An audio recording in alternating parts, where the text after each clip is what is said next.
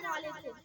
आज मुझे जिस मौजू पर लबकुशाई करने का मौका मिला है वो है इंसाफ। इंसाफ क्या है?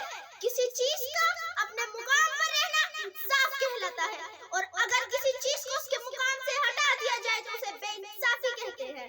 सदर अली वक़्क़ार किसी भी मुआशरे का इंसाफ इंसाफ पर है। इंसाफ की पहली शर्त ये है कि फौरी हो और मसावात के साथ हो। कायनात की हर चीज, सूरज, चांद, सितारे, सियारे सभी तवाज़ुन से कायम है। इसी तरह मुआशरे के हर शोबे में अदल इंसाफ की अशद जरूरत है। इसके बगैर कोई भी मुआशरा नहीं चल सकता।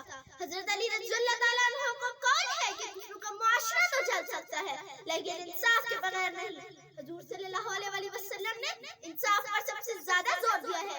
आप सल्लल्लाहु अलैहि वसल्लम ने एक चोर को हाथ काटने की सजा सुनाते हुए फरमाया, अगर इसकी जगह यह अमल मेरी बेटी ने भी किया होता तो उसका भी हाथ काटा जाता।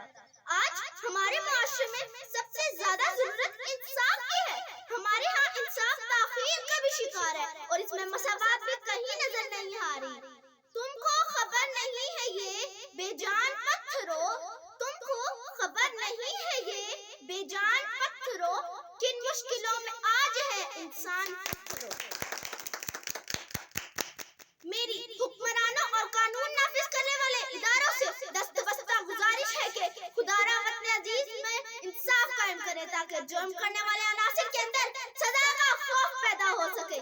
ये इंसाफ है जिससे मुआशरा खूबसूरत बनता है।